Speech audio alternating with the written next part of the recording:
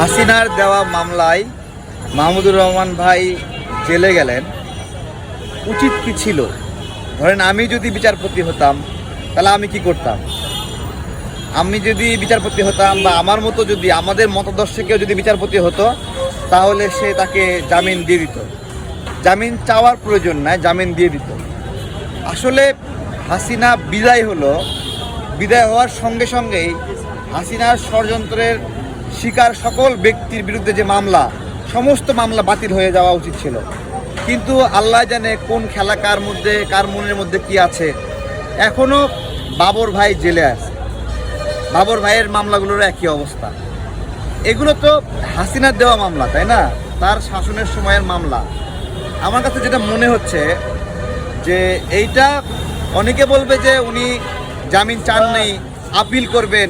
এগুলো তো একটা সবাই যেটা শুনলাম, আমরাও সেটা শুনছি। কিন্তু এর পিছনে আরেকটা বাস্তবতা আছে যে উনি একজন ভারতের আগ্রাসন বিরোধী লড়াকু সৈনিক। সেই বিবেচনাও ওনাকে জেলে পাঠাতে পারে, বা এটা একটা অন্যদের জন্য একটা ভয় সৃষ্টির একটা বিষয় যে এরকমভাবে হাসিনার মামলায় যারাই এরকমভাবে অভিযুক্ত তারা এরকমভাবে জেলে যেতে হতে পারে। ঠিক আছে, এবং তারপরে সরকার কি পলিসি নেবে সেটা পরের বিষয়। কিন্তু এই সরকারই তো ভারতের পরামর্শে বা ভারতের প্রতি নতজানু হয়ে অনেক কিছু করছে। তো সেখানে একটা আতঙ্ক থাকেই যারা ভারতের আগ্রাসনের বিরুদ্ধে লড়াই করছে তাদের বিষয়ে। যেমন আমি যদি বিচারপতি হতাম, বাবর ভাইকে এতদিনে আমি মুক্ত করার ব্যবস্থা করে দিতাম। এখানে রাজনৈতিক দলগুলোর ভূমিকাও আসলে খুবই গৌণ যে তারা শক্তভাবে বাবর ভাইয়ের জামিন প্রত্যাশা করছে না।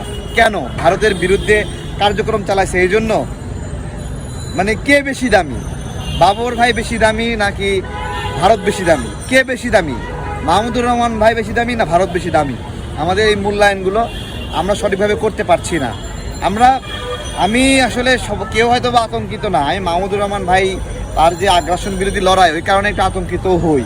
কারণ আমি তো নিজের ক্ষেত্রে দেখছি যে আমাকে আগ্রাসন বিরোধী লড়াই কারণে কীরকম ট্রিট করা হয়েছে, আমার পাশাপাশি আরেকজন আসামিকে কী কী আচরণ করা হয়েছে এটা আমরা জানি।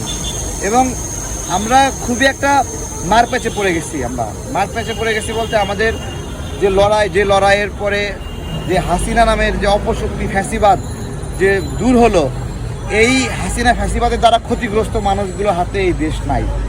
হ্যাঁ, যারা ক্ষতিগ্রস্ত, যারা ভিকটিম, তারা এই রাষ্ট্র চালাচ্ছে না। তারা যদি এই রাষ্ট্র চালাতো তাহলে আজকে মাহমুদুর রহমান স্যারকে জেলে, কিসের জেল? উনি আসার আগেই তার মামলা সমস্ত ডিসমিস করা উচিত ছিল। ঠিক আছে, এখনও তারেক রহমান সাহেবের মামলাগুলো ঝুলে আছে, পেন্ডিং হয়ে আছে। এগুলো কেন? আতঙ্ক তৈরি করার জন্য। এই জন্য ফ্যাসিবাদের বিরুদ্ধে দেশের মানুষ আন্দোলন করছে, লড়াই করছে।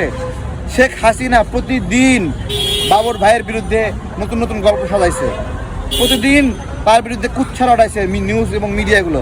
তার নাম নেওয়া পাপ, এরকম একটা অবস্থা ছিল। মাহমুদুর রহমান ভাই এত জুলুমের শিকার, তার কষ্টের কথাগুলো নিউজে আসে নাই কোনো, জানেন আপনারা? এরকম একটা ভয়ঙ্কর বিষয়। তা এগুলো তো কার? এগুলো শেখ হাসিনার তৈরি করা আসামি। মানে শেখ হাসিনার তৈরি করা মতবাদে তারা হলো আসামি, তারা হলো ক্রিমিনাল। কিন্তু জনগণের আদালতে তো কি তারা ক্রিমিনাল? তাহলে হাসিনা নাই, হাসিনার মানে শাসন এখনও মনে হয় চলতেছে, এরকম একটা বিষয়। মাহমুদুর রহমান ভাই সহ সকল বাংলাদেশি নাগরিক যারা হাসিনার নিপীড়নের শিকার, উচিত ছিল এক আদেশে সমস্ত মামলা এগুলো ডিসমিস করে দেওয়া। ঠিক আছে, অনেক আলেম এখনও জেলে আছে, অনেক আলেম। গতকালকে একটা বোন আমাকে ফোন দিয়ে বলতেছে, তারেক ভাই, শেখ হাসিনা আমার ভাইকে জঙ্গি বানায় এরকমভাবে জেলে রাখছে আজকে 7 বছর যাবত। এখন বলেন, শেখ হাসিনা যাদেরকে জঙ্গি বলছে তারা কি আসলে জঙ্গি? শেখ হাসিনার জঙ্গি বিষয়ক যে কার্যক্রম সেগুলোকে যদি আমরা নাটক হিসেবে অভিহিত করি, তাহলে এই নাটকের যারা ভুক্তভোগী যারা, তাদেরকে ছাড়া কেন হচ্ছে না এখনো? আমার প্রশ্ন। এই যে এমনও নাটক করছে যে 3 দিন আগে গ্রেপ্তার হয়েছে সেই লোককে 3 দিন পরে একটা থানায় বিস্ফোরণ হয়েছে, সেই মামলায় তাকে জঙ্গি হিসেবে উপস্থাপন করছে। এগুলো তো শেখ হাসিনার হওয়ার নাটকে তারা অপরাধী।